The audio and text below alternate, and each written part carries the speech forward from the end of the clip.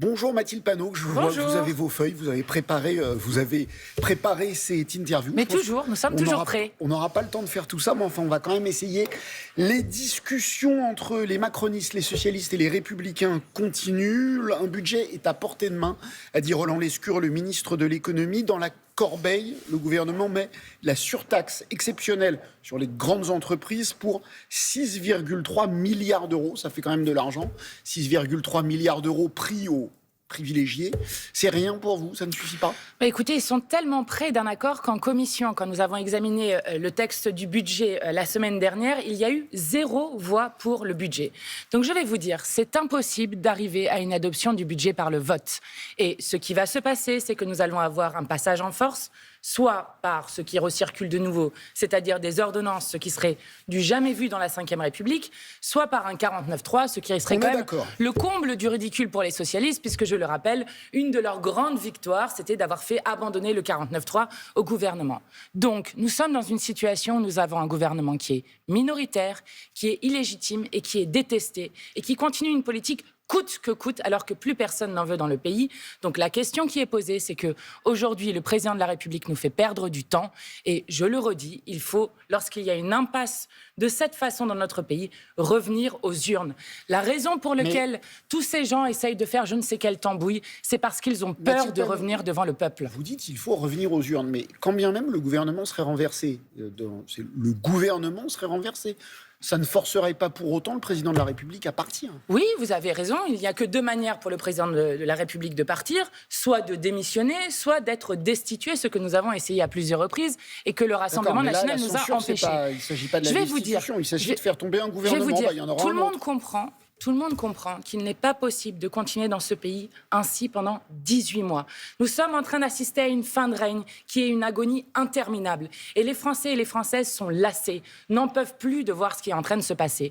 Donc, si Emmanuel Macron était responsable, le dernier service qu'il pourrait rendre au pays, eh bien, c'est de partir et de laisser le peuple de France trancher. Alors, vous dites on va vers un 49.3 ou des ordonnances. Je ne peux pas tellement vous donner tort. Votre pronostic est-il que les socialistes vont vers un accord de non-censure avec le gouvernement ? Je crois, et ça ne serait pas étonnant, puisqu'ils ont déjà décidé de ne pas le censurer à plusieurs reprises, de ne pas participer à la motion de censure que nous déposons cet après-midi face à l'humiliation de la France avec le traité de libre-échange du Mercosur qui va être adopté malgré l'opposition unanime du peuple français, mais aussi des syndicats agricoles. Ce dont le président de la République a pris acte puisqu'il a voté contre. Oui, il a voté contre, mais cela fait 8 ans... En disant exactement ce que vous dites. Oui, les forces politiques de mon pays sont contre, je vote contre. Oui, d'accord, mais cela fait 8 ans qu'Emmanuel Macron est au pouvoir et depuis 8 ans, il n'a absolument rien fait pour bloquer ce traité de libre-échange qui a été négocié, M. Bernstein, en 1999, qui est un traité d'un autre siècle et qui va tuer l'agriculture paysanne dans notre pays. Il n'y aura pas de censure cet après-midi sur le budget. Attendez que les choses se fassent. Vous savez, M. Bernstein, on nous disait que M. Barnier allait tenir. Nous l'avons fait tomber par la 2e vote de motion de censure de toute l'histoire de la Ve République. Nous avons fait tomber le gouvernement. Ensuite, Bayrou, par le premier vote de confiance de toute l'histoire de la Ve République. Donc vous verrez, nous sommes capables de grandes choses dans ce pays. Sur le gouvernement, je répète ma question. Donc vous m'avez dit, oui, les socialistes vont vers un accord de non-censure. C'est votre pronostic. Oui, puisque les socialistes ont changé d'alliance et ont décidé maintenant de sauver le soldat Macron. Oui, bien sûr, ils sont de fait alliés avec les macronistes, ce qu'ils font depuis maintenant plusieurs mois. Et donc, est-ce qu'il y aura envers eux des représailles de votre part au municipal ? Il ne s'agit pas de représailles, mais vous aurez remarqué que nous avons des listes effectivement séparées. Nous portions un projet en commun qui était le programme du nouveau Front populaire, qui a été allègrement jeté à la poubelle et par les fenêtres par le Parti socialiste. Et donc oui, nous présentons des listes qui sont des listes distinctes aux élections municipales, notamment autour de la question de la réquisition des logements, alors que des gens continuent de mourir de la rue, autour de la question de la gratuité des cantines avec des produits bio, bref, ou encore le référendum d'initiative citoyenne à l'échelle des communes. La répression continue en Iran. Votre slogan est assez clair. C'est ni le chat, ni les mollahs. Que souhaitez-vous maintenant ? Alors je veux d'abord dire évidemment tout notre soutien au peuple iranien qui est en train de subir une répression sanglante. On parle entre plusieurs centaines, voire plusieurs milliers de morts vu votre communiqué, avec des connexions Internet. Non, nous n'avons jamais changé de ton. Jamais. Monsieur Bernstein, nous avons toujours dit ni le chat, ni les mollahs. Et je vais vous dire, je vais rajouter une troisième chose à ce que nous sommes en train de dire. Ni aucune ingérence étrangère, ni de la part de Trump, ni de la part de Netanyahou. Ce qui devrait être fait à la fois par la France et par l'Union européenne. D'abord, rétablir les communications, première chose. Deuxième chose, demander, et de la part de la France, une réunion du Conseil de sécurité de l'ONU. Ensuite, permettre au peuple iranien de décider librement de son destin, avec des élections libres. Je pense évidemment à nos compatriotes Cécile Collère et Jacques Paris, qui doivent pouvoir revenir en France, et évidemment la libération de l'ensemble des prisonniers politiques. Vous dites en Iran, ni le chat, ni les mollahs. Symétriquement au Venezuela, est-ce que vous dites ni Trump, ni Maduro?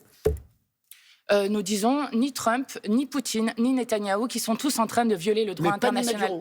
Mais je vais vous dire, la question, ça, encore une fois... Ni le chat, ni les mollahs d'un côté, mais vous refusez de dire ni Trump, ni Maduro de l'autre. Écoutez, nous sommes dans le cadre d'une agression qui a été faite sur la souveraineté du Venezuela avec un kidnapping d'un président en exercice. Je vais vous dire, le problème dans ce que nous sommes en train de dire sur la question vénézuélienne, c'est que vous voudriez que le monde soit avec des bons et des méchants. La question n'est pas de savoir qui est bon et qui est méchant. La question est de savoir ce qui est légal et ce qui est illégal. Et je vais vous dire... Ça peut être illégal. L'intervention américaine peut être illégale. Il n'y a aucun doute là-dessus. Et pour autant, on peut ne pas vouloir du retour de Maduro. Mais non, parce que si vous ne voulez pas du retour de Maduro, alors vous accepter le kidnapping. Donc, il faut demander et exiger la libération de Maduro et de son épouse par ailleurs, et ensuite, évidemment, réaffirmer à chaque moment que les peuples ont le droit de choisir eux-mêmes leur destin et leur avenir, et doivent le faire, évidemment, par les élections. Parce qu'on a vu, par exemple, on a vu des images de libération de prisonniers politiques. Alors, c'est une centaine. On considère qu'il y a à peu près 1000 prisonniers politiques au Venezuela. C'est pas très français ce que je vais dire, mais est-ce que c'est quand même pas un peu moins pire depuis que Maduro est parti? Mais non, je ne crois pas, parce que vous vous retrouvez avec d'abord les États-Unis. Des proches, des gens qui retrouvent leurs proches libérés de prison. Oui, d'accord, mais vous vous retrouvez avec les... C'est important quand même. Non, parce que je vais vous expliquer. Si vous pensez un seul moment qu'avec des bombes, je rappelle qu'il y a eu 100 morts dans cette opération qui a été vantée sur tous les médias français. Si vous pensez qu'avec des bombes, on libère des peuples, alors vous vous trompez lourdement. Vous n'avez qu'à regarder l'histoire. Et ceux qui sont en train de dépeindre M. Trump comme étant celui qui agit pour la démocratie et pour les droits humains. Donc à regarder en face ce qui s'est passé avec le meurtre de René Nicole Goode. Oui, mais moi je vous parle d'elle, de cette femme, mère de famille de 3 enfants de 37 ans, qui a été abattue de 2 balles dans la tête, alors qu'elle était en train de regarder les violations du droit. Vous me parlez de ce qui se passe à Minneapolis. Oui, pourquoi je vous parle de ça ? Parce que, en fait, expliquer que c'est du fait de la démocratie que cette intervention aurait eu lieu, alors que ça n'a rien à voir ni avec la démocratie, ni avec le narcotrafic, mais uniquement avec le fait de mettre la main sur le pétrole. Ni Trump, dans ni Trump, il y a ni Trump, ni Maduro. Je constate que vous ne voulez pas le dire. Oui, mais Maduro, quelle a été la violation du droit international? Qu'il y ait des remarques à la fois du Conseil de sécurité, de l'ONU, qu'il y ait des choses sur les violations, sur un pouvoir autoritaire qui doivent être réglées par le peuple vénézuélien, aucun problème, ou devant des tribunaux, aucun problème. Mais qui a agressé aujourd'hui le Venezuela et la souveraineté vénézuélienne? C'est bien Trump qui l'a fait. Tout comme, je le dis, Monsieur Bernstein, je le dis, parce que nous sommes en train, en ce moment, d'être une France qui est complice du génocide, et nous avons fait une initiative citoyenne européenne que nous invitons tout le monde...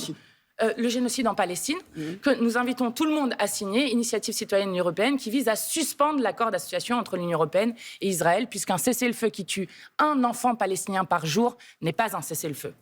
Mathilde Panot, présidente du groupe LFI, invitée des 4V. Je précise, Madame la Présidente, que vous serez l'oratrice de votre groupe cet après-midi lors de la motion de censure sur le Mercosur dont on a parlé. Merci à vous, bonne journée.